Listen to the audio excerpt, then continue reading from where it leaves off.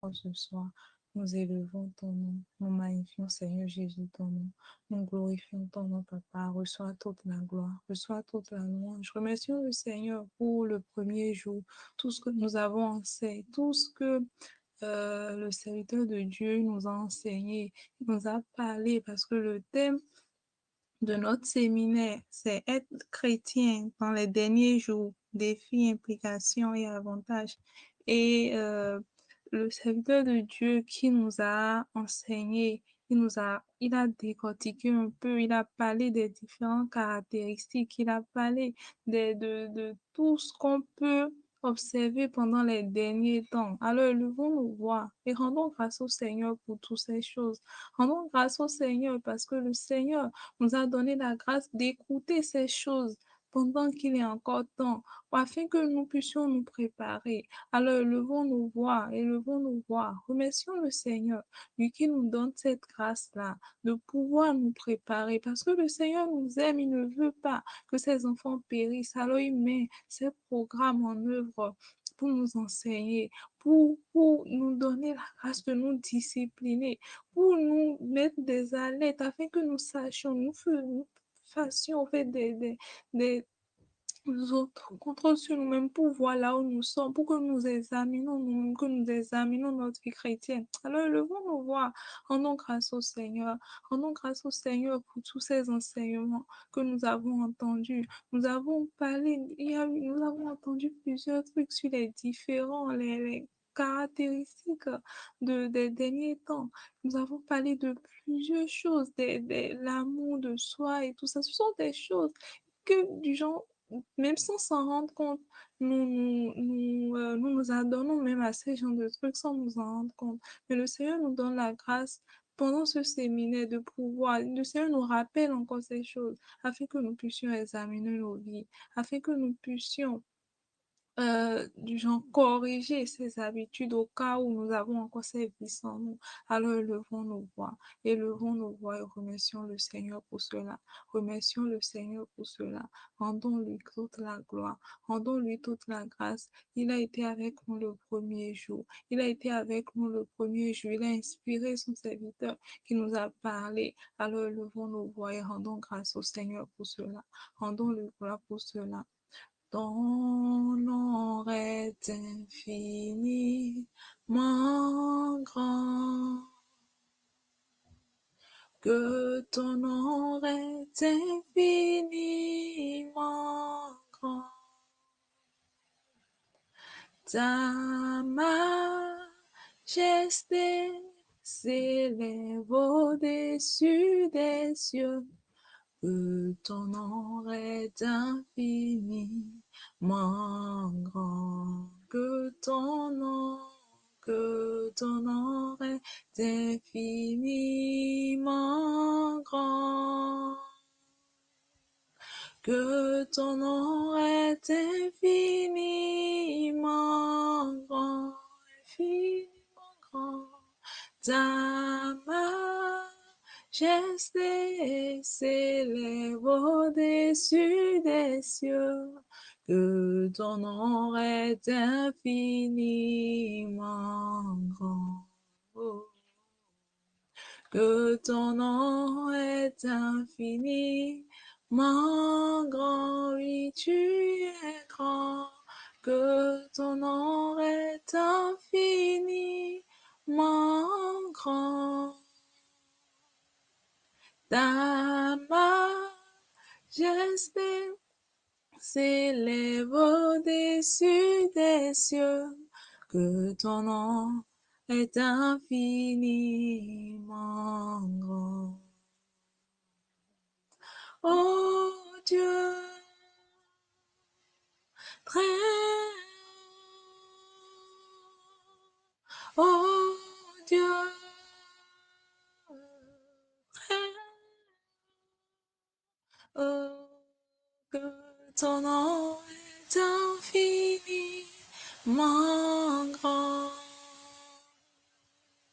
Ta majesté s'élève au-dessus des cieux, que ton nom est infiniment grand. ô Dieu, ô Dieu, mon roi très haut, très haut, que ton nom est infiniment grand. Ta majesté s'élève au-dessus des cieux, que ton nom est infiniment grand. Ta majesté s'élève au-dessus des cieux, que ton nom est infiniment grand. Ô Dieu éternel, que ton nom est infiniment grand. Ô Dieu, disons-le, que son nom est infiniment grand. Sa majesté, s'élève au-dessus des cieux, que ton nom est infiniment grand. Le nom de Dieu est grand, le nom de Dieu est merveilleux, le nom de Dieu est glorieux. Alors continuons à élever son nom, continuons à glorifier son nom et demandons-lui sa présence, demandons sa présence au milieu de nous ce soir parce qu'il a été là, il a commencé le programme avec nous. Demandons-lui de continuer encore ce programme avec nous aujourd'hui. Demandons-lui de continuer ce programme avec nous. Demandons-lui d'inspirer son serviteur. Demandons-lui d'être au milieu de nous. Et demandons également qu'il dispose nos cœurs, afin que la parole qui va sortir, ce qu'il veut que nous comprenions encore aujourd'hui, que vraiment ces paroles soient que ces paroles tombent sur de bonnes terres dans le nom puissant de Jésus. Alors prions et demandons au Seigneur de nous disposer ce soir, de nous disposer afin que nous puissions recevoir sa parole. Demandons cela au Seigneur, que ce moment que nous allons passer ne soit pas en vain, qu'on ne vienne pas juste pour remplir de formalités, qu'on n'écoute pas et que après, oui, on a écouté, on prend des décisions et tout, mais après, juste le lendemain ou juste après le séminaire, on recommence encore avec nos anciennes habitudes. Non, demandons au Seigneur qu'à travers ce séminaire, à travers ces enseignements, qu'il puisse transformer nos vies, qu'il puisse transformer nos vies, qu'il puisse transformer nos vies. Demandons-lui que nous ne voulons rien faire de nous-mêmes. Ça ne sert à rien de vouloir faire un truc par nous-mêmes, non, mais nous voulons son Saint-Esprit. Nous voulons son Saint-Esprit. Même si c'est une seule parole qui doit sortir ce soir, oh, demandons que cette parole ait d'impact dans notre vie, que cette parole ait d'impact dans notre vie, que cette parole ait d'impact dans notre vie, que cette parole nous aide à savoir comment nous comporter, comment agir dans ce monde, dans cette génération corrompue, à savoir comment nous devons nous comporter en tant qu'épouse, en attendant notre époux, en attendant l'enlèvement, en attendant le retour de Jésus. Oh, prions, demandons au Seigneur qu'il fasse au milieu de nous de grandes choses. Disons-lui que nous refusons de passer ce moment et sans qu'il y ait une transformation dans nos vies. Alors, au nom de Jésus, qu'il dispose, que le Saint-Esprit prenne contrôle de l'atmosphère, que le Saint-Esprit prenne le contrôle de chacun, qu'il saisisse chacun d'entre nous, qu'il nous donne la concentration qu'il faut, afin que nous puissions recevoir de sa parole, afin que nous puissions recevoir de sa parole. Prions ainsi et demandons cette grâce au Seigneur. Demandons cette grâce au Seigneur, que nous ne voulons rien faire par nous-mêmes. Nous ne voulons rien faire par nous-mêmes, mais nous voulons qu'il prenne le contrôle de toutes choses. Nous voulons qu'il prenne le contrôle de toutes choses. Ô Saint-Esprit de Dieu, nous t'invitons au milieu de nous. Par notre force, nous ne pouvons rien. Par notre force, nous pouvons rien, ne pouvons pas t'agréer. Alors nous prions pour que tu prennes le contrôle. Nous prions, Seigneur éternel, pour que la parole, Seigneur, qui va sortir, Seigneur éternel, puisse transformer nos vies, puisse transformer, puisse façonner nos manières de faire, nos manières d'agir, nos manières de penser dans le nom puissant de Jésus. Oh, prends le contrôle, remplis l'atmosphère, remplis l'atmosphère, remplis l'atmosphère. Nous prions afin que tu éloignes de nous toutes sortes de distractions, toutes sortes de distractions, toutes sortes de manque de concentration, ce qui va nous empêcher de recevoir ce que tu as préparé pour nous ce soir. Oh Seigneur éternel, Dieu Tout-Puissant, nous prions pour que tu ôtes cela dans le nom de Jésus. Prions encore et demandons au Seigneur qu'il mette tout à disposition afin que ce moment puisse bien se dérouler, qu'il n'y ait pas un problème de connexion, un problème de réseau, manque de forfait ou quoi. Non, que le Seigneur mette tout à disposition, que tout se passe bien du début jusqu'à la fin dans le nom puissant de Jésus, afin que nous ne manquions aucune partie. Alors demandons cela au Seigneur, demandons cela au Seigneur, qu'il prenne la main, qu'il prenne la main de ce moment afin que tout puisse se dérouler comme il le veut dans le nom puissant de Jésus. Demandons cela au Seigneur dans le nom de Jésus. Saint-Esprit de Dieu, nous demandons que tu prennes le contrôle, que tu prennes le contrôle des portables, que tu prennes le contrôle des ordinateurs, que tu prennes le contrôle, Papa éternel Dieu, de tout outil qui est utilisé, Seigneur éternel, du courant. Peut-être même d'autres n'ont pas, il y aura un ou quoi qui va empêcher le déroulement de l'événement. Demandons, oh Papa, nous prions, Seigneur éternel, que tu facilites toutes choses dans le nom puissant de Jésus, que tu permettes, Seigneur éternel, que ce moment, Seigneur éternel, puisse bien se dérouler afin que nous puissions recevoir de ta part dans le nom de Jésus. Merci Seigneur parce que tu l'as fait. Prions et demandons au Seigneur de ramener encore les autres frères, ceux qui sont derrière, qui doivent encore nous rejoindre, que le Seigneur leur rappelle le programme et qu'il leur permette de nous rejoindre également dans le nom de Jésus. Papa, nous prions, Seigneur, et nous demandons, Seigneur éternel, que les frères qui sont encore derrière, Seigneur, ceux qui ont peut-être oublié le programme, ceux qui ont des empêchements, ceux qui peut-être se sont endormis, Seigneur éternel Dieu, alors qu'ils pensaient, Seigneur, participer au programme, Seigneur, je prie que tu ramènes tous dans le nom de Jésus, que tu ramènes tous, Seigneur, afin qu'ensemble nous soyons bénis. Reçois, Seigneur Jésus, la gloire, reçois la louange, reçois la magnificence. C'est dans le nom de Jésus nous avons prié. Père éternel, Dieu de gloire, Dieu de bonté, nous te rendons grâce, nous te louons, nous te magnifions. Nous te glorifions, Seigneur éternel, parce que tu as veillé sur chacun d'entre nous. Tu as été avec nous, Papa, tout au long de la journée. Tu as veillé sur nos allées et retours, nos manger et boire, Seigneur, nos souffles de vie, Seigneur éternel. Tu as permis que le programme, Seigneur, commence effectivement hier, Seigneur éternel, Dieu Tout-Puissant. Et encore aujourd'hui, Seigneur éternel, tu as tout fait, Seigneur éternel, pour que ce programme continue, Seigneur éternel. Pour cela, nous voulons te glorifier, nous voulons t'honorer, nous voulons te magnifier, Seigneur. Nous te glorifions, Seigneur, pour tout ce que tu nous as déjà enseigné jusqu'à présent. Et nous demandons, Seigneur, que tu prennes encore le contrôle, Seigneur. Que tu prennes encore le contrôle de ce soir, Saint-Esprit de Dieu. De ces quelques heures que nous voulons encore passer, Saint-Esprit. Oh, prends le contrôle. Prends le contrôle. Je prie, Seigneur, pour que tu saisisses, Seigneur éternel, ton serviteur, Seigneur, l'enseignant, celui qui veut nous enseigner ce soir, Seigneur. Je prie, nous le confions en tes mains, Seigneur. Possède-le totalement dans le nom de Jésus. Possède-le totalement, Seigneur. Possède sa bouche, Seigneur.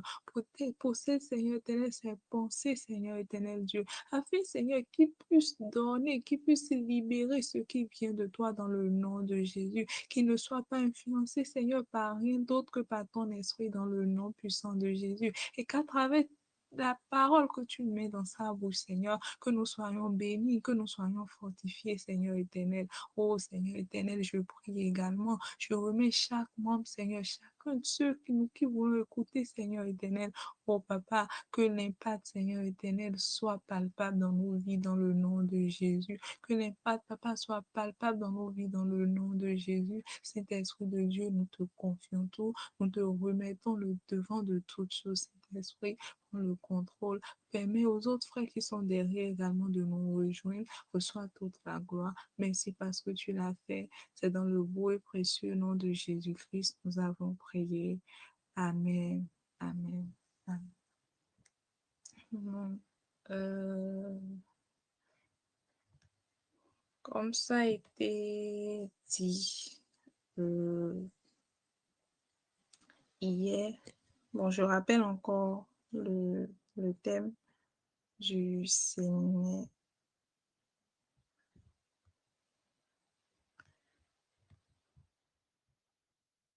Voilà, être chrétien dans les derniers jours, défis, implications et avantages.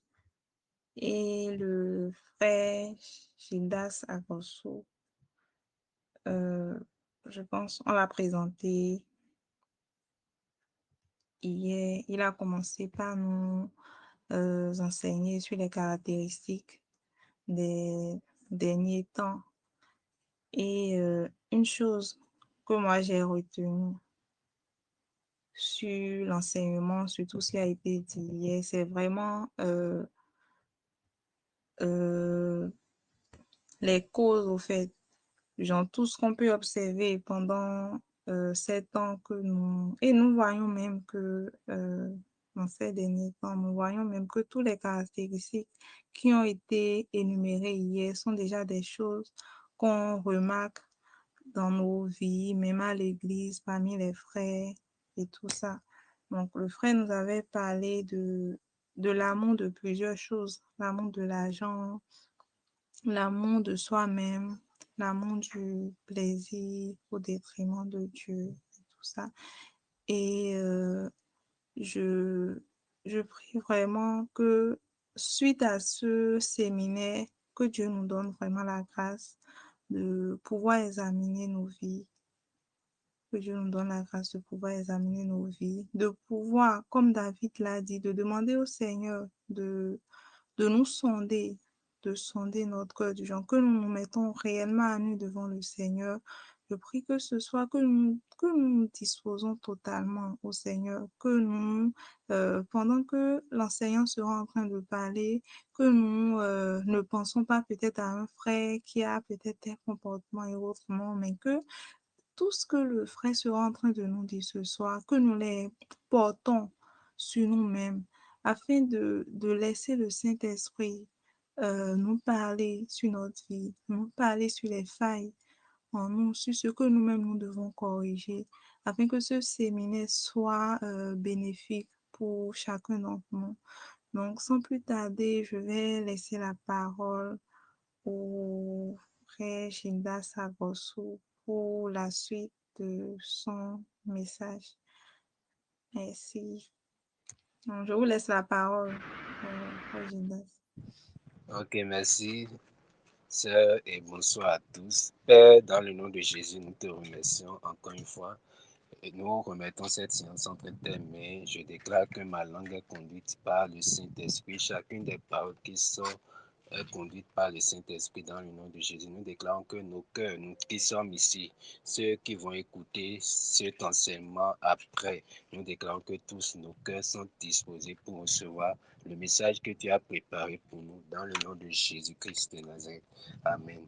Donc bonsoir encore à tous et je commence par encore remercier ma famille d'où Fils with God, notamment le frère Daniel, pour cette opportunité de prendre part à ce séminaire. Donc, le thème de ce séminaire est être chrétien dans les derniers jours, défis, implications et avantages. Notre verset, notre passage de base est 2 Timothée 3, du premier verset au verset 5, que nous allons lire encore tout à l'heure. Et hier, nous avons effectivement parlé de certaines caractéristiques. Nous avons montré que quand l'apôtre Paul parle de cela, il s'agit en fait il parlait de croyants, il parlait de comment les circonstances autour de nous pourraient faire que plusieurs chrétiens pourraient se refroidir dans leur vie, dans leur marche chrétienne.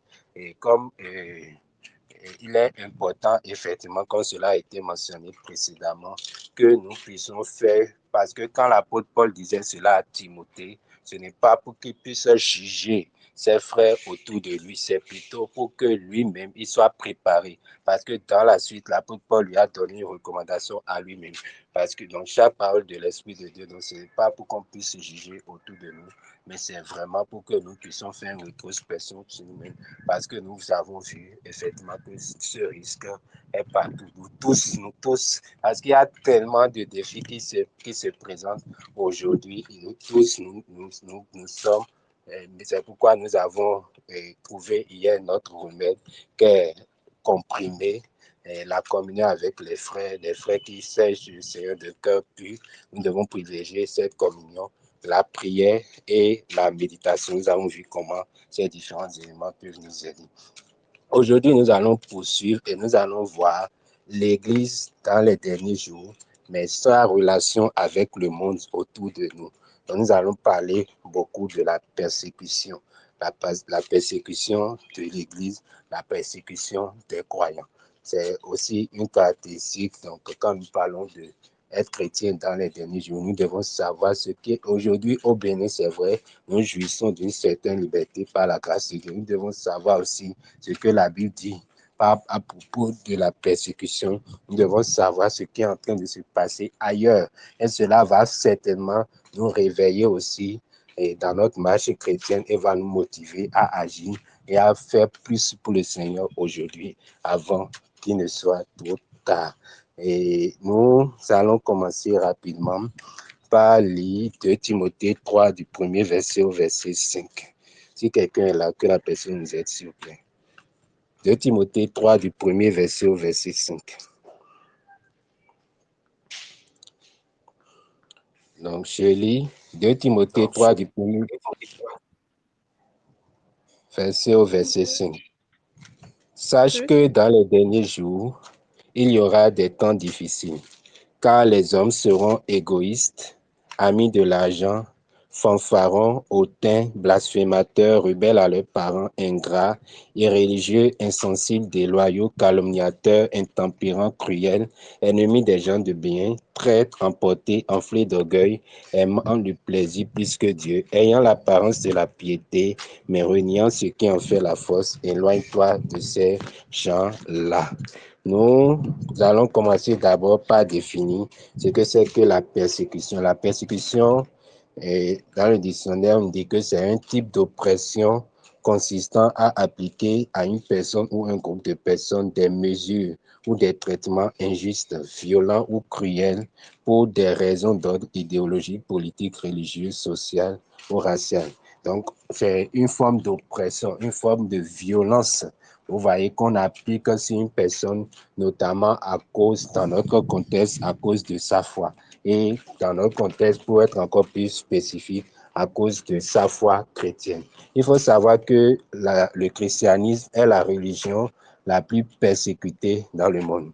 La religion la plus persécutée dans le monde. On dit qu'un chrétien sur 7, aujourd'hui, si on prend 7 chrétiens, il y a un chrétien sur 7 qui vit dans un pays où il ne peut pas exprimer librement sa foi. Et cela est vraiment inquiétant. Un chrétien sur 7. Donc, et nous allons voir rapidement quelques causes des persécutions. Quelques causes des persécutions dans la parole de Dieu. Nous irons rapidement dans Matthieu 24, le verset 9. Matthieu 24, le verset 9. Matthieu 24, le verset 9. Matthieu 24, verset 9. Je lis au nom de Jésus. Alors on vous livrera au tourment et l'on vous fera mourir, et vous serez haïs de toutes les nations à cause de mon nom. Amen. Amen. Donc, la première raison que nous voyons ici, que nous allons noter ici, pour la persécution des croyants, c'est à cause du nom de Jésus. À cause du nom de Jésus. Le Seigneur Jésus, si nous allons un peu plus haut, c'est un passage qu'on ne peut pas oublier, qu'on ne peut pas laisser quand on parle des derniers jours, parce que c'est le Seigneur Jésus lui-même qui a répondu à certaines questions ici. Quand nous sommes dans Matthieu 24, nous allons un peu plus haut, au verset 1, on nous dit que le Seigneur Jésus est passé devant le temple que Hérode avait construit. Et ses disciples lui ont montré la beauté du temple. Et il a dit que le jour vient où ce temple sera totalement détruit. Maintenant, la Bible nous dit au verset 3 que ses disciples se sont approchés de lui et lui ont demandé quand est-ce que cela arrivera et quel sera le signe de son avènement et de la fin du monde. Et le Seigneur Jésus a commencé par leur donner des signes. Il a parlé de la venue des faux prophètes, il a parlé des bruits de guerre.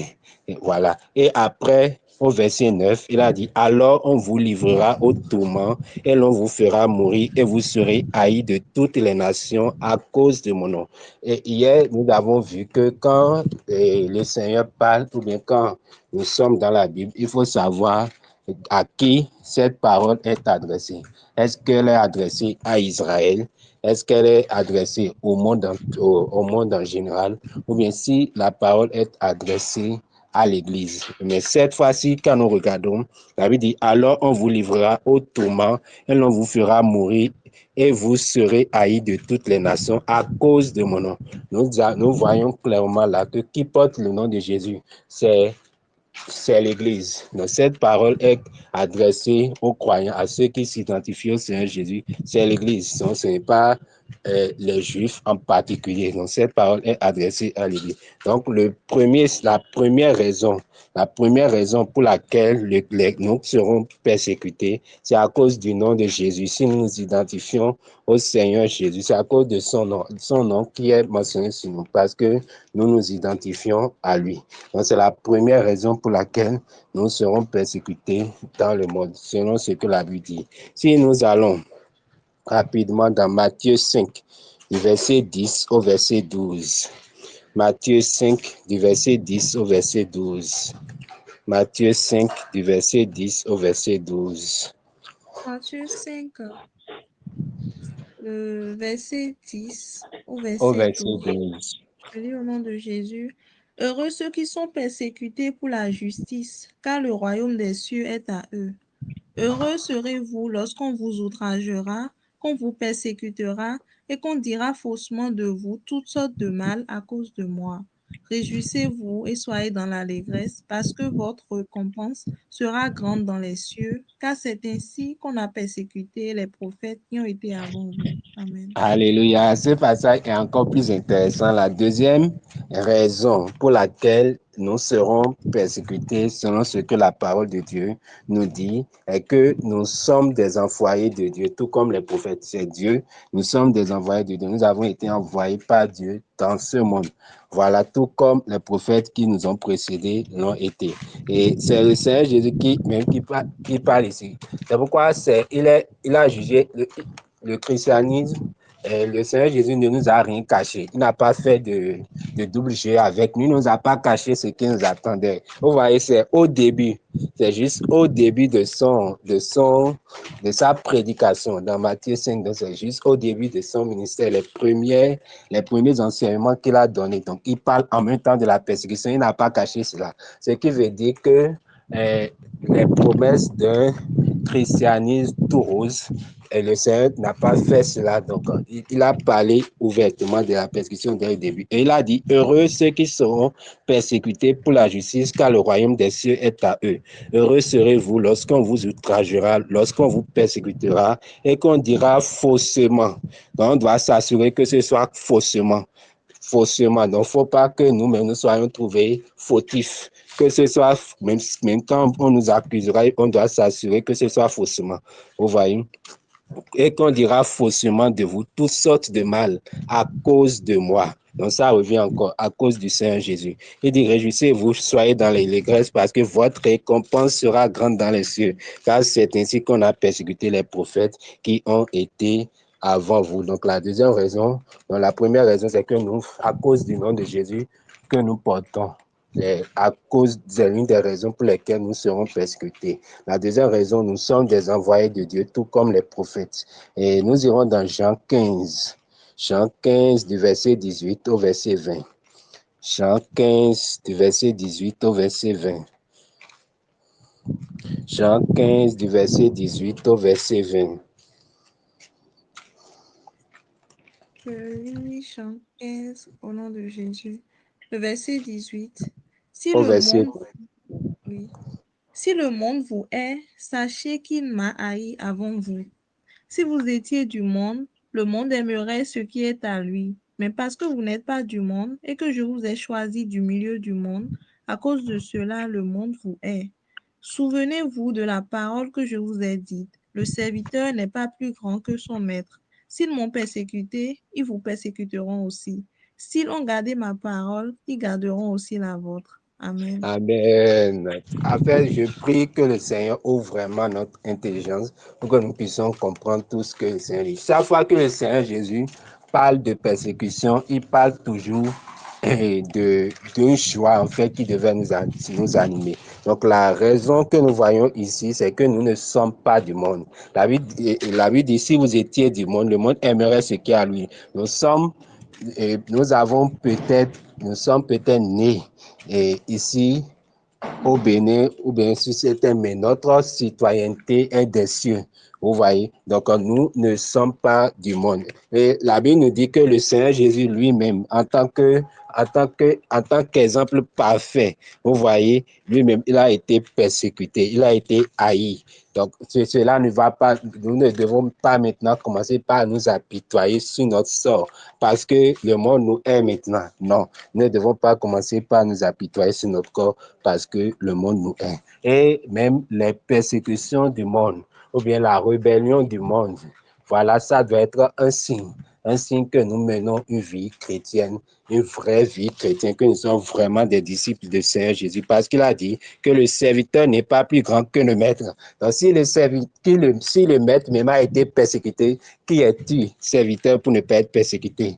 Qui est-il serviteur pour vivre, pour ne pas être pour ne pas être persécuté. Si le maître lui-même a été persécuté, il dit le serviteur n'est pas plus grand que le maître. S'ils m'ont persécuté, ils vous persécuteront aussi. S'ils ont gardé ma parole, ils garderont aussi la vôtre. Nous devons avoir cela à l'esprit et c'est important pour nous, ces moments pour relire ces paroles et comprendre ce pourquoi il faut essentiellement que le monde nous persécute. Le monde, le Seigneur Jésus a été clair, le monde ne peut pas nous aimer, voilà, parce que nous ne leur appartenons pas. Donc, rien que notre présence, vous voyez, rien que notre présence leur fait du mal, notre présence en tant que chrétien. Donc, et tant que notre lumière continue de briller, ça leur fait du mal. Pourtant, c'est pour leur bien, c'est pour le bien du monde que nous sommes encore ici. Donc, gloire à Jésus. Donc, nous ne sommes pas du monde. C'est une autre raison pour laquelle le monde va nous persécuter. Donc, nous allons trouver une autre raison ici dans 2 Timothée 3, le verset 12. 2 Timothée 3, le verset 12. 2 Timothée 3, le verset 12. Deux. Je lis rapidement. Or, tous ceux qui veulent vivre pieusement en Jésus-Christ seront persécutés. Or, tous ceux qui veulent vivre pieusement en Jésus-Christ seront persécutés. Donc, une autre raison, c'est à cause de notre piété, c'est à cause de notre conduite. Parce que nous avons décidé de mettre nos pas dans les pas du Seigneur Jésus, parce que nous avons décidé de ne pas nous souiller. Ce n'est pas possible qu'on vive dans le monde, vous voyez, sans accepter la compromission et d'être accepté du monde. Ce n'est pas possible. Nous devons accepter cela, regarder cela comme un fait. Et cela me rappelle en même temps l'histoire des Juifs, de Shadrach, Meshach, Abednego, par exemple, à Babylone.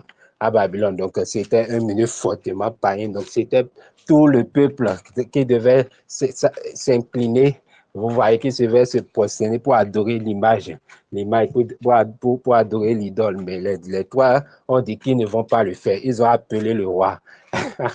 Et le roi leur a dit quel Dieu va les délivrer de ça. Ils ont dit qu'ils ne vont pas le faire, que leur Dieu dit au roi, notre Dieu a la capacité de nous délivrer de ça. Et même s'il ne le faisait pas, nous ne nous prosternerons pas. Amen. Donc ce n'est pas possible qu'on vive, qu'on cherche, qu'on décide de vivre pieusement dans ce monde sans être persécuté. Et comme nous le disons, c'est l'un des signes.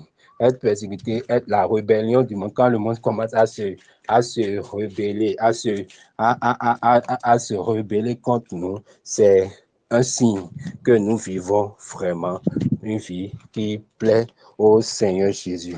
Parce que, comme l'avons lu hier, on ne peut pas être ami du monde et être en même temps aussi ami de Dieu. La Bible dit que l'amour du monde est inimitié contre Dieu. Alléluia. Nous allons lire 1 Pierre 4, du verset 13 au verset 16. 1 Pierre 4.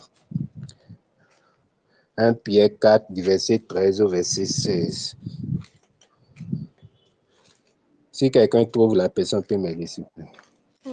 1 1 Pierre Pierre 4, 4, du verset verset 12 à 13. 16. Oui. Je lis au nom de Jésus. Bien-aimés, ne soyez pas surpris comme d'une chose étrange qui vous arrive de la fournaise qui est au milieu de vous pour vous éprouver. Réjouissez-vous au contraire de la part que vous avez aux souffrances de Christ, afin que vous soyez aussi dans la joie et dans l'allégresse lorsque sa gloire apparaîtra. Si vous êtes outragés pour le nom de Christ, vous êtes heureux, parce que l'Esprit de gloire, l'Esprit de Dieu repose sur vous. Que nul de vous, en effet, ne souffre comme meurtrier, ou voleur, ou malfaiteur, ou comme s'ingérant dans les affaires d'autrui. Mais si quelqu'un souffre comme chrétien, qui n'en ait point honte, et que plutôt il glorifie Dieu à cause de son nom, à cause de ce nom. Alléluia. Amen. Alléluia. Donc, cela est très important. Cela est très important, ce que nous venons de lire. Et ça m'émeut un peu quand nous lisons. Au verset 14, on dit, si vous êtes outragés pour le nom de Christ, vous êtes heureux parce que l'Esprit de gloire, l'Esprit de Dieu repose sur vous. Donc, de ce passage, une autre raison pour laquelle nous devons être persécutés, pour laquelle nous serons persécutés, c'est à cause de la gloire qui est à venir. À cause de la gloire qui est à venir. Mais nous lisons ici au verset 15 que nul de vous, en effet, ne souffre comme un meurtrier. Donc, que nul de vous ne souffre comme meurtrier, comme voleur ou malfaiteur ou comme s'ingérant dans les affaires d'autrui. Parce que ce ne soit pas parce que la personne a volé et on l'a torturé jusqu'à la mort qu'il souffre. Là, dit non, mais souffrez pour votre foi. Souffrez parce que ce soit parce que vous êtes levé et que vous avez prêché Jésus-Christ. Que ce soit parce que vous êtes allé au marché, vous avez parlé de Jésus. Que ce soit parce que vous avez refusé de vous incliner devant les idoles de votre lieu de travail, par exemple. Que ce soit parce que vous avez refusé de vous livrer à l'impudicité qu'on vous persécute, que ce soit à cause du nom de Jésus qu'on vous persécute, mais que ce ne soit pas à cause du vol, à cause du mensonge ou parce que vous vous êtes ingéré dans les affaires d'autrui. Donc, une autre raison, c'est à cause de la cause de la gloire qui est à venir. À cause de la gloire qui est à venir. Nous allons lire Acte 4, le verset 22. Acte 4, le verset 22. Acte 4, le verset 22. Acte 4, le verset 22. Acte 4, Acte verset 14, 22. excusez-moi. Acte 14, le verset 22. Acte 14, le verset 22. Acte 14, verset 22. Fortifiant l'esprit des disciples, les exhortant à persévérer dans la foi et disant que c'est pas beaucoup de tribulations qui nous font entrer dans le royaume de Dieu. Amen. Donc, une autre raison pour laquelle nous serons persécutés, c'est à cause du royaume de Dieu. La Bible dit que c'est pas beaucoup de tribulations qu'il nous faut entrer dans le royaume de Dieu. Parce que cette tribulation éprouve, nous allons le voir dans le livre de Jacques, cette tribulation éprouve, c'est le feu qui éprouve la qualité de notre foi. Vous voyez, cette tribulation, cette persécution, c'est le feu qui éprouve la qualité de notre foi. C'est le feu qui éprouve la qualité de notre foi. Et si nous traversons victorieusement ces différentes tribulations, nous allons hériter du royaume de Dieu. Il dit que c'est pas beaucoup de tribulations qu'il nous faut entrer dans le royaume de Dieu. Et un autre passage que nous allons lire et que moi j'aime particulièrement, c'est Acte 8. Je vais lire cela. Acte 8 à partir du premier verset. Donc, Saul avait approuvé le meurtre d'Étienne. Donc, il venait de tuer, il venait de lapider Étienne et Étienne était mort. Et c'est le début de la persécution. Et la persécution à Jérusalem a commencé. La persécution à Jérusalem a commencé. Au verset Dieu, nous lisons, des hommes pieux ensevelis Étienne. Saul, de son côté, ravageait l'église, pénétrant dans les maisons. Il en arrachait hommes et femmes et les faisait jeter en prison. Ceux qui avaient été dispersés, vous voyez, allaient de lieu en lieu annonçant la bonne nouvelle de la parole. Philippe étant descendu dans la ville de Samarie, il prêcha le Christ. C'est la première fois que l'évangile est parti en Samarie et c'est à cause de la persécution. Si nous allons dans Actes 1, le verset 8, dans Actes 1, le verset 8, la Bible dit ici, le Seigneur Jésus leur avait parlé, il avait dit, mais vous recevrez une puissance, le Saint-Esprit, survenant sur vous, et vous serez mes témoins à Jérusalem, dans toute la Judée, dans la Samarie et jusqu'aux extrémités de la terre. Il a fallu la peste parce qu'à un moment, ils se sont contentés, ils ont trouvé une zone de confort en Jérusalem. Ils se contentaient de Jérusalem. C'est vrai, le nombre de disciples accroissait, mais le Seigneur voulait que l'évangile maintenant aille ailleurs. Donc, il a fallu la persécution pour que l'évangile puisse aller d'abord en Samarie. Et c'est par là que les païens ont commencé par recevoir la parole de Dieu.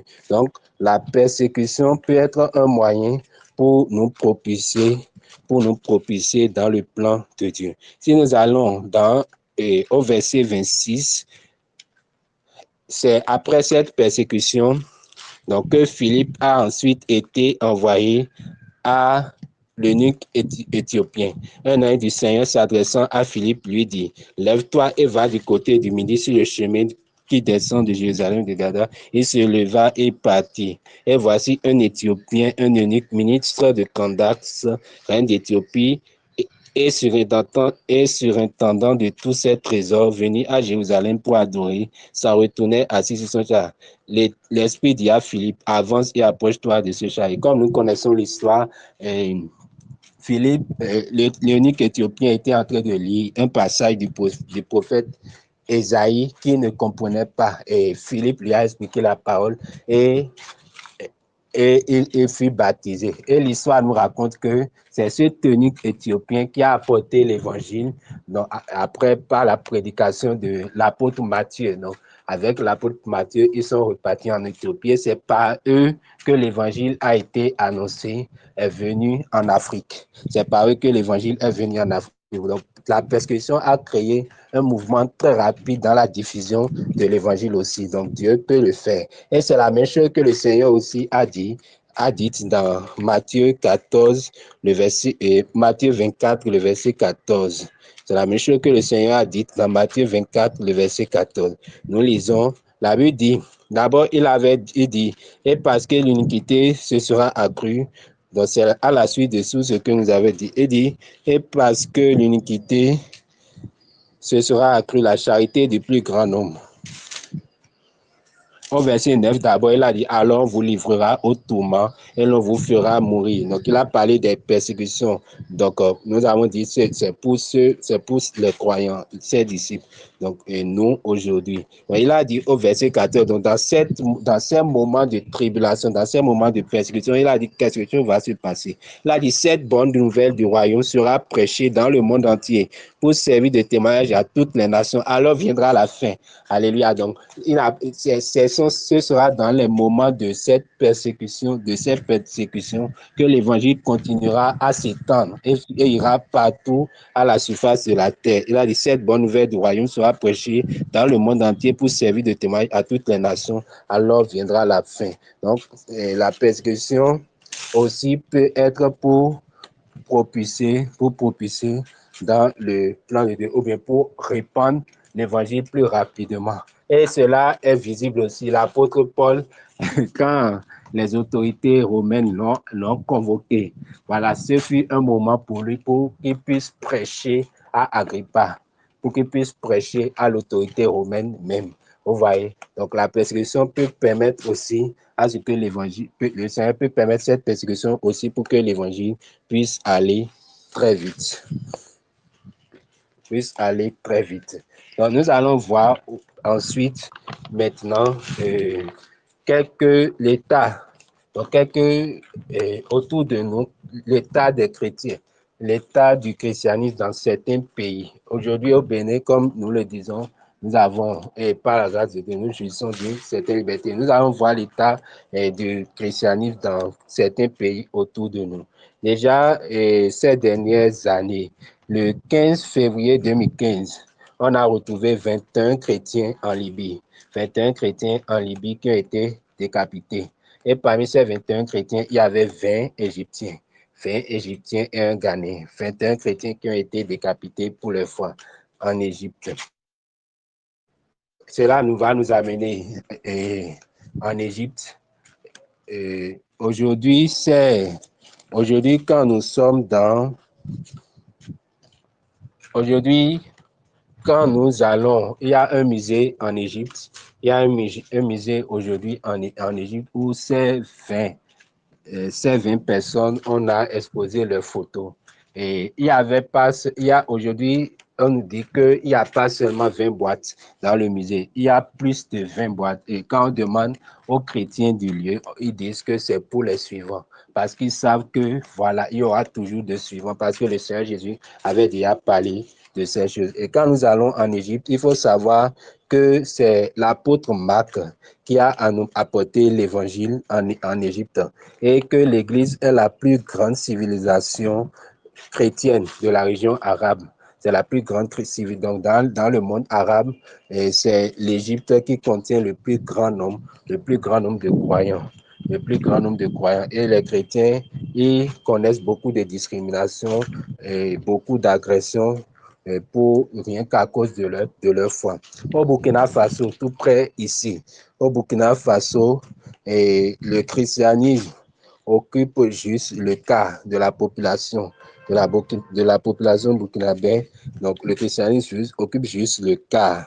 On dit que le Burkina Faso est le 23e pays le plus persécuté, où les chrétiens sont le plus persécutés au monde. Cela est dû notamment à la montée du islamique. Donc, on dit que 250 chrétiens ont été retrouvés, donc, et assassinés en 2019 dans le pays. Et nous pouvons évoluer. Ça, c'est il y a 10 ans. Il y a 10 ans, donc en 2015, on a retrouvé 21 chrétiens décapités en Libye. Et il y a quelques jours, le 13 février 2025, au Congo, tout près ici, 20 chrétiens et 70 chrétiens ont été assassinés. 70 chrétiens ont été assassinés en République démocratique du Congo. En République démocratique du Congo. Quand nous allons en Irak, l'Irak avait en 2003 1,5 million de chrétiens. Il y avait 1,5 million de chrétiens en Irak en 2003. Aujourd'hui, ils sont seulement 300 000 chrétiens. On va se demander, mais pourquoi, où sont les autres chrétiens? 1,5 million de chrétiens. Aujourd'hui, ils sont moins de 300 000 chrétiens. Et il faut savoir que c'est Thomas, l'apôtre Thomas, donc c'est lui qui a amené l'évangile donc dans la Mésopotamie, notamment en Irak. Et il y a eu une conquête islamique, donc une conquête islamique de l'Irak au 7e siècle. Mais bon, cette conquête a un peu affecté le christianisme, mais les chrétiens continuaient toujours d'exercer leur foi jusqu'au XXe siècle. Mais en 2003, il y a eu une attaque. Il y a eu une attaque des États-Unis sur l'Irak en 2003. Et les groupes djihadistes se sont multipliés dans le pays et le christianisme est de plus en plus menacé. En 2014, l'État islamique a été proclamé en Irak. Cela signifie qu'ils ont donné juste deux choix aux chrétiens qui étaient dans le pays. Soit ils se convertissent à l'islam et payent des tribus aux musulmans, ou ils quittent le pays. Donc, plusieurs chrétiens ont dû quitter le pays et pendant ce temps. Donc, cela explique aujourd'hui le fait. Mais aujourd'hui, on retrouve encore environ 300 000 chrétiens qui sont là et qui ne refusent plus rien, qui sont là et qui savent que, voilà, c'est vaille que vaille. Nous sommes prêts à mourir pour notre foi. Il y a l'Algérie. L'Algérie, il n'y a plus d'église. Ils ont fermé en début d'année la dernière église qu'il y avait dans le pays. Le Cameroun, tout près ici, 40 églises ont été fermées. Les jours précédents. Et en Côte d'Ivoire, il y a des tests de loi qui ont été proposés déjà aux députés. Voyez, pour pouvoir, ils disent, et canaliser les cultes dans le pays. On va pour pouvoir canaliser, ils disent, les cultes dans le pays. Ce qui signifie, par exemple, que avant de faire une croisade, d'inviter un homme de Dieu, vous devez aller prendre des autorisations auprès de l'État. Bon, ça peut être bien, mais ce sont des mesures toujours qui découlent. Ça, c'est satanique, il faut le savoir, il faut le dire. C'est satanique. Et on dit que les églises doivent présenter des rapports annuels, vous voyez, à chaque fois. Et que l'État peut décider à n'importe quel moment de fermer une église. C'est en Côte d'Ivoire que les tests ont été proposés déjà aux députés. Les députés doivent voter cela. Donc, la situation est en train de s'empirer de jour en jour dans le monde pour les chrétiens. C'est pourquoi, le Seigneur même l'a dit, et la situation est en train de s'empirer de jour en jour. C'est pourquoi nous devons nous allons déboucher sur notre dernier point aujourd'hui. Que faire? C'est pourquoi nous ne devons pas croiser les bras. Nous ne devons pas croiser les bras. Nous devons continuer par prier. Nous devons continuer par prier pour les chrétiens partout dans le monde, pour leur foi, afin qu'ils puissent supporter. Les gens subissent beaucoup de tortures à cause de leur foi, beaucoup de privations à cause de leur foi. Ils ne peuvent pas accéder à certains services, ils ne peuvent pas avoir certains postes. Vous voyez, rien qu'à cause de leur foi. Donc, que faire? Nous ne devons pas arrêter de prier, pas arrêter de prier pour les chrétiens qui sont persécutés partout dans le monde. Et nous devons continuer par prier aussi pour nos pays, afin que toute décision qui sera prise soit conduite par le Saint-Esprit, toute décision que Satan prévoit, fait prendre par n'importe quelle autorité. Nous continuons de prier que tout l'évangile continue d'avoir libre cours dans nos différentes nations, dans le nom de Jésus. Nous devons continuer par prier. Autre chose que nous devons faire, nous ne devons pas arrêter de faire porter nos voix. Nos voix en tant qu'enfants de Dieu doivent continuer par porter. Peu importe comment le monde est en train de devenir sombre, nos voix doivent commencer par porter. Nous devons toujours continuer par parler. Et nous continuons aussi de prier afin que Dieu élève sur les trônes de nos pays des sauveurs. Nous ne voulons plus juste des rois. Que Dieu élève sur les trônes de nos pays des gens, en fait, qui vont promouvoir, qui seront des catalyseurs pour l'expansion de l'évangile. Si nous ne prions pas, le Seigneur ne fera rien. Et c'est ce que l'apôtre a dit. Nous allons lire rapidement 1 Timothée 2. C'est ce que l'apôtre Paul a dit dans 1 Timothée 2, le verset 1er. Il dit, j'exhorte donc avant toute chose à faire des prières, des supplications, des requêtes, des actions de grâce pour tous les hommes, pour les rois, il dit de prier pour les rois, pour tous ceux qui sont élevés en dignité, afin que nous menions une vie paisible et tranquille, en toute piété et honnêteté.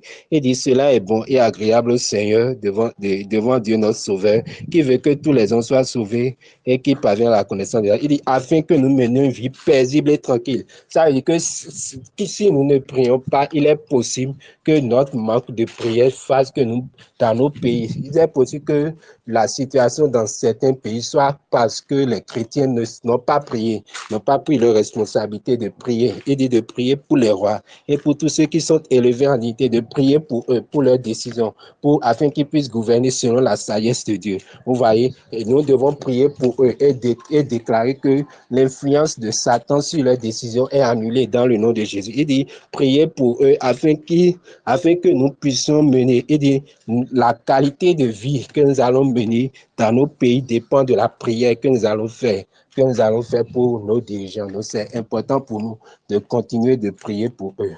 Et une autre chose, donc tout ce qu'on avait dit hier est toujours valable. Est toujours valable. La communion avec les frères, c'est les frères qui cherchent le Seigneur d'un cœur, puis la prière, la méditation.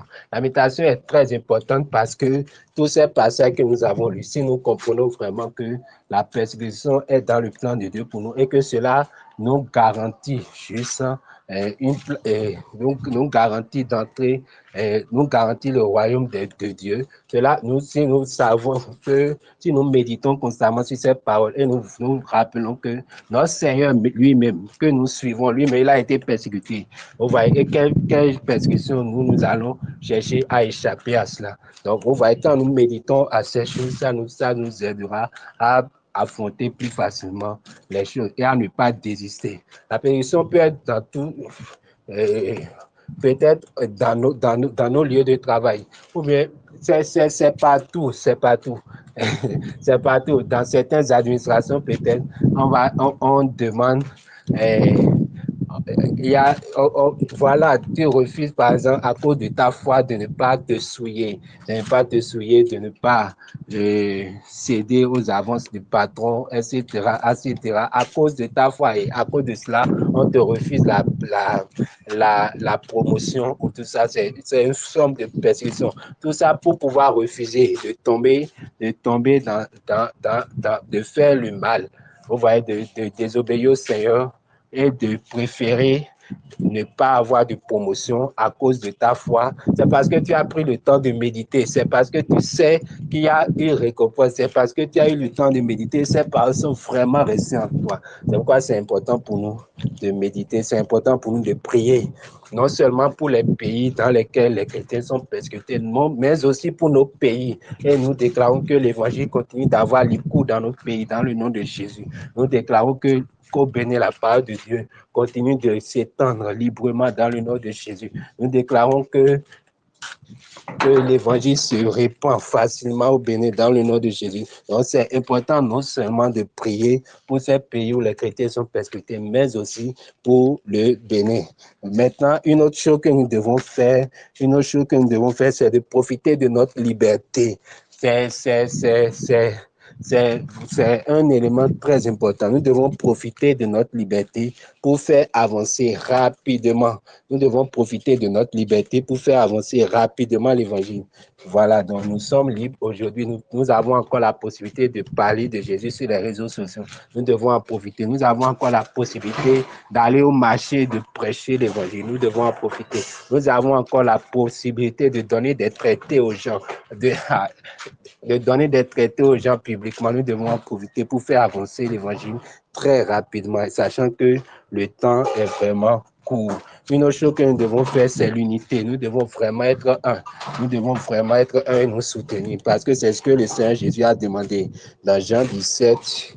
Dans Jean 17 au verset 20, je vais le faire rapidement. Jean 17 au verset 20, le Seigneur Jésus a dit, ce n'est pas pour eux seulement que je prie, mais encore pour ceux, c'est la prière qu'il a faite à Dieu avant d'aller sur la croix. Mais encore pour ceux qui croiront en moi par les paroles, afin que tout soit un.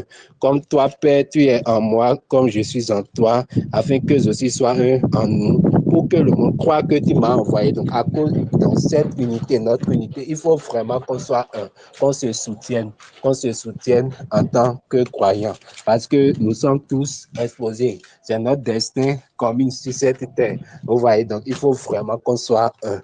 Et une autre chose, c'est continuer de briller. Dans Matthieu 5, le verset 14, la Bible dit expressément, vous êtes la lumière du monde. Donc, nous devons continuer de briller. Nous devons accepter de continuer de briller. Peu importe comment les gens continuent de nous critiquer, peu importe comment les gens continuent de nous marginaliser pour notre foi. Voilà, nous devons accepter de continuer de briller au milieu de ce monde des ténèbres. Gloire à Dieu. Donc, et demain, nous allons voir la raison pour laquelle ces chrétiens acceptent de subir toutes sortes de tortures. Vous voyez toutes sortes de tortures. Nous allons voir la raison pour laquelle tous ces chrétiens essaient de subir toutes sortes de tortures dans ces différents pays. C'est à cause de l'enlèvement. Nous savons que nous ne restons pas sur cette terre. Vous voyez, nous avons une espérance commune, c'est le ciel. Donc demain, nous allons parler de l'enlèvement de l'Église, qui est le phénomène, le plus grand phénomène qui sera et que nous attendons dans notre ère, l'enlèvement de l'Église, le plus grand phénomène que nous attendons dans notre ère. Donc, nous allons en parler demain et je pense qu'il est 22 heures. Donc, je vais m'en arrêter là. Mais avant, je voudrais déjà qu'on prie, qu'on élève nos voix, qu'on prie d'abord pour nous-mêmes. Nous allons prier afin que le Seigneur nous donne la force et la capacité pour pouvoir continuer de briller dans nos mondes, pour pouvoir refuser la compromission sous toutes ses formes, refuser la compromission sous toutes ses formes, que ce soit là où nous travaillons, là où nous étudions, dans nos maisons, sous toutes ces formes. Nous allons prier que le Seigneur nous donne la force, la capacité dans le nom de Jésus. Prions.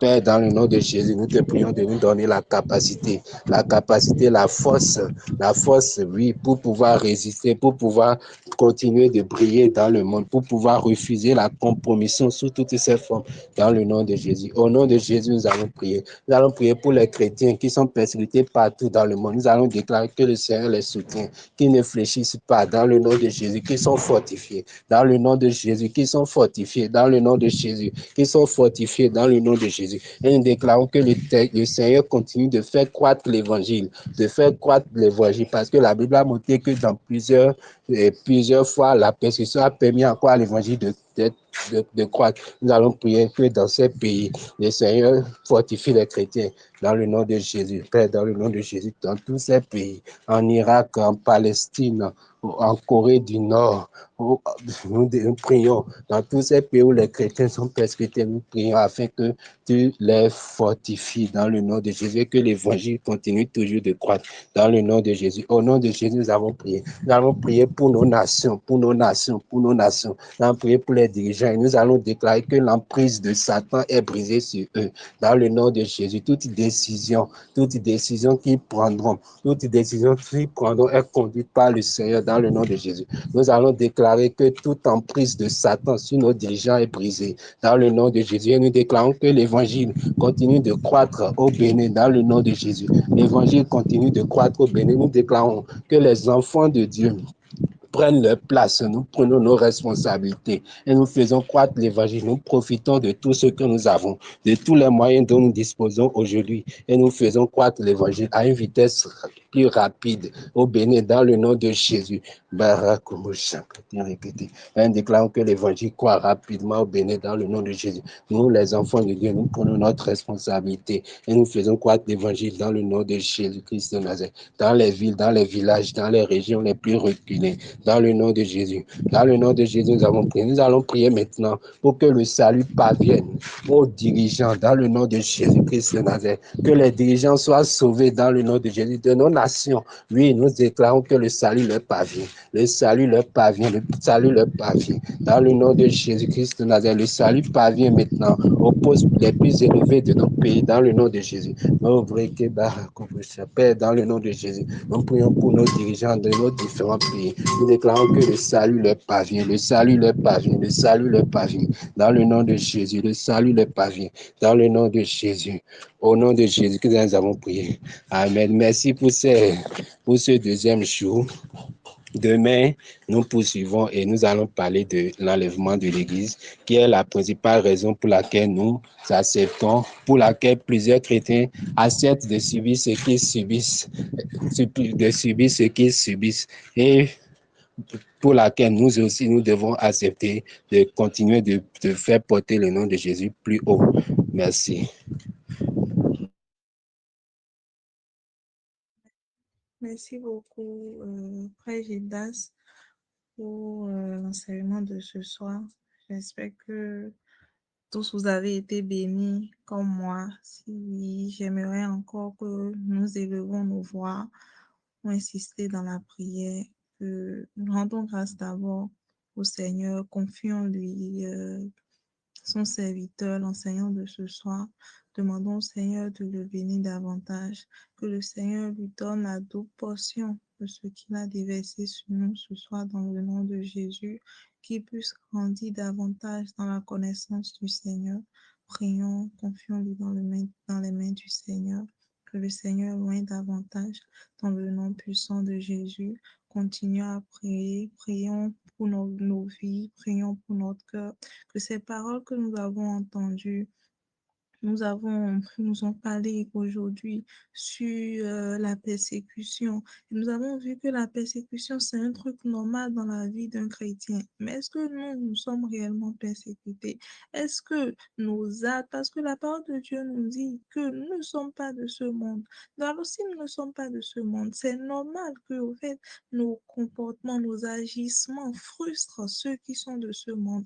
Alors, est-ce que dans notre quotidien, nous ressentons cela? Parce que si c'est que nous sommes en paix avec tout le monde, si même les personnes qui sont vraiment, vraiment impliquées dans le monde, des personnes qui pêchent et tout ça, si avec ces personnes, nous sommes vraiment en paix, si avec ces personnes, rien du genre, quand nous sommes ensemble, rien ne nous gêne ou rien ne les gêne dans notre vie, dans notre comportement de fait, c'est que nous devons encore réfléchir sur nos vies. Nous avons vu que la persécution joue un rôle même important. C'est même important même des fois dans la vie d'un chrétien parce que ça permet de réaliser, même ça nous propulse même dans le plan de Dieu pour notre vie. Alors prions, demandons au Seigneur que toutes ces paroles que nous avons écoutées, que cela soit gravé sur la table de notre cœur dans le nom de Jésus.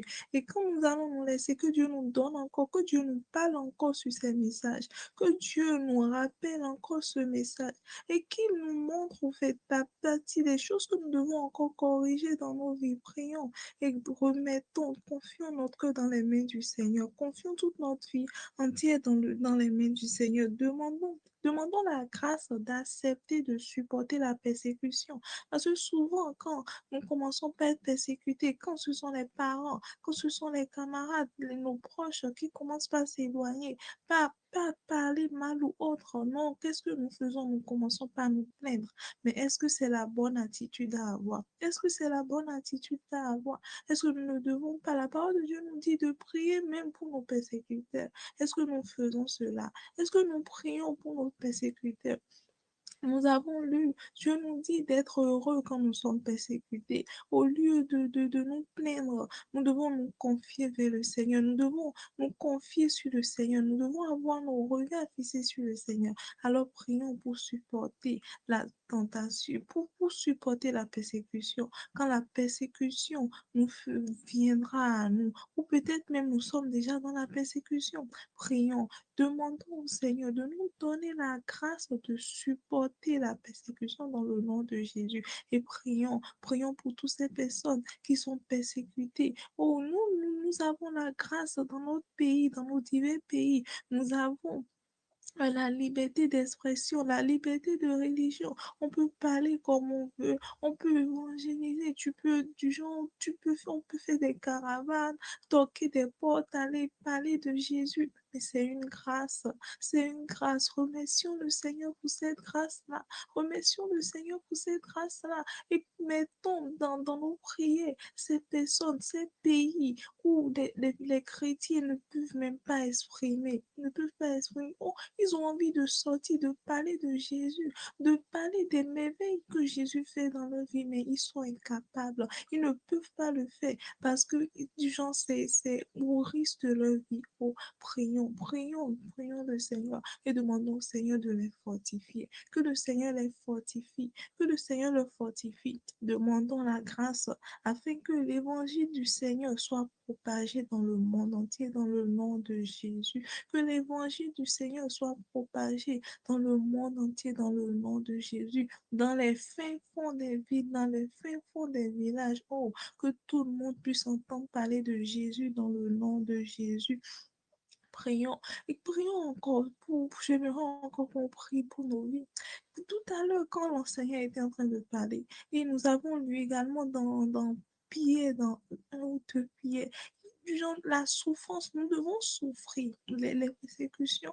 La parole de Dieu dit heureux quand vous souffrez, mais c'est si nous souffrons pour le nom de Jésus, c'est comme si nous souffrons pour la piété, si nous souffrons pour la justice, si nous sommes persécutés pour cela, alors demandons la grâce de souffrir pour la bonne cause dans le nom de Jésus. En tant que chrétiens, dans ces derniers jours, nous ne devons plus encore lutter contre le péché. Nous devons plus encore lutter contre des choses du genre le nez spirituel, des choses qui ne glorifient pas le Seigneur. Alors prions encore.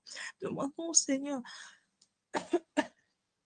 excusez-moi, demandons au Seigneur la grâce de pouvoir sortir de ces choses, toutes ces choses qui ne glorifient pas le Seigneur, toutes ces choses qui va du genre, qui va simplement nous retarder dans le plan de Dieu. Oh, prions que le Seigneur nous donne la grâce de sortir de ces choses, que le Seigneur nous délivre, afin que quand il va revenir chercher son épouse, oh, que nous soyons prêts dans le nom de Jésus, que nous soyons prêts dans le nom de Jésus.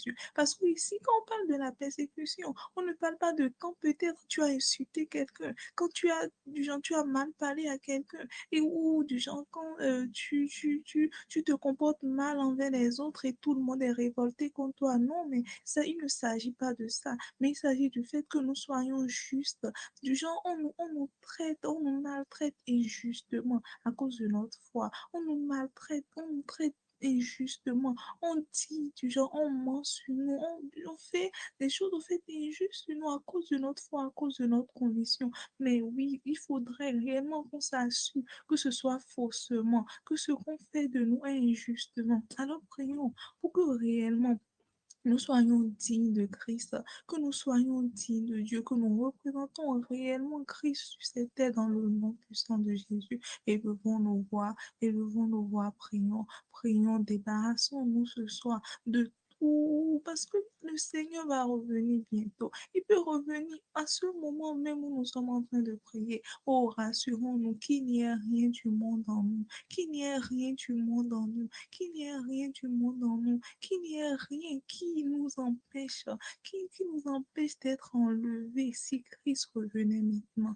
Alors prions, demandons au Seigneur de nous débarrasser de toutes choses dans le nom de Jésus, que le Seigneur nous donne la grâce d'être prêt pour son événement, cette espérance que son épouse attend. Oh, que nous soyons prêts pour cela, que nous soyons prêts pour cela, que nous soyons prêts pour cela. Prions dans le nom de Jésus. Merci Seigneur éternel.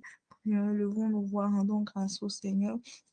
Rendons-lui grâce, magnifions le Seigneur pour ce soir, pour l'enseignement que nous avons écouté. Et levons, si vous avez été bénis, remerciez le Seigneur pour l'initiative. Rendons-lui grâce. C'est dans le nom de Jésus-Christ que nous avons prié. Amen. Père éternel, Dieu de gloire, Dieu de bonté, nous te bénissons, nous te rendons grâce, Seigneur. Sois loué, Papa, sois magnifié, sois glorifié. Oui, Seigneur, à travers et ce soir, Seigneur éternel, à travers ton enseignement, nous avons vu les signes courir encore, Seigneur éternel. Depuis hier, tu nous enseignais déjà, Seigneur, sur les signes avant-coureurs, Papa éternel, de ton événement. Nous avons appris beaucoup de choses, Seigneur éternel, Dieu Tout-Puissant. Je prie, Seigneur, afin que tu nous rappelles tous ces enseignements dans le nom puissant de Jésus. Que ces enseignements, ce ne soient pas juste, oui, le soir, nous nous réunissons, nous écoutons et ça passe, non, Seigneur éternel, mais que réellement dans notre quotidien, Seigneur éternel, comme nous voulons peut-être agir, comme nous voulons mal agir, Seigneur éternel, que cette parole, Papa, nous soit rappelée dans le nom puissant de Jésus. Oh Seigneur, nous prions, Seigneur éternel, afin que nous soyons prêts, Seigneur, quand tu reviendras dans le nom de Jésus. La grâce d'être prêt quand tu reviendras dans le nom puissant de Jésus. Je prie, Seigneur éternel, nous prions, Seigneur éternel, pour les frères et sœurs, Seigneur éternel,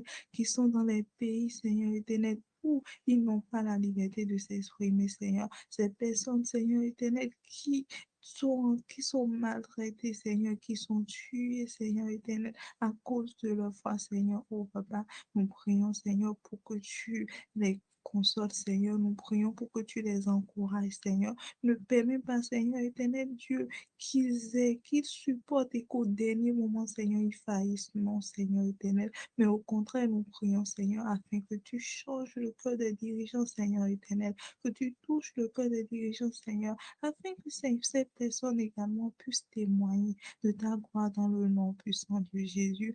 Oui, Papa éternel, nous confions, nous demandons également la grâce, Papa, d'être des ambassadeurs de ton royaume, Seigneur. Oh, donne-nous la grâce, Papa, d'évangéliser, Seigneur. Donne-nous la grâce, Papa, de sortir, de parler de toi, Seigneur éternel, à cause de ces derniers temps, Seigneur éternel, où tu as dit que la foi de bon nombre de personnes seront refroidies, Seigneur éternel. Oh, Seigneur Jésus, veille sur nous, veille sur notre foi, Seigneur éternel, Dieu Tout-Puissant, et donne-nous la grâce, Papa, de pouvoir fortifier également les frères et sœurs dans le nom de Jésus. Reçois la gloire, nous prions, Seigneur, pour ton enseignant, Seigneur éternel, celui qui nous enseigne, Papa, nous prions pour que tu le fortifies davantage, Seigneur. Nous prions que tu renouvelles ses forces, Seigneur éternel. Nous prions, Papa éternel, que tu loignes encore davantage, Seigneur, afin que demain, Seigneur éternel, ta parole, que tu te révèles encore davantage à lui, Seigneur éternel, afin, Seigneur, qu'on puisse être également béni demain.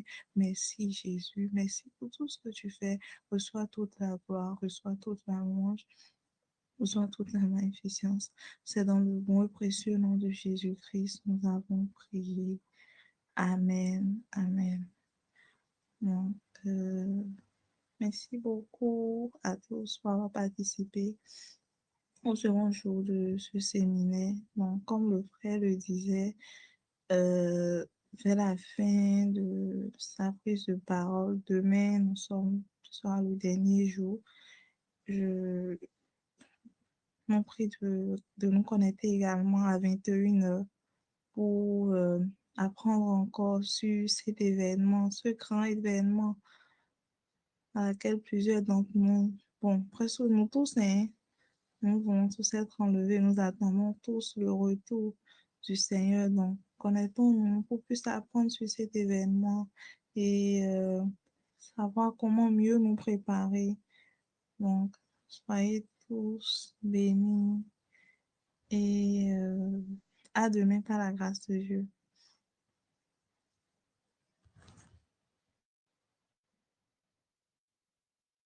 Bye, bonne nuit à tous.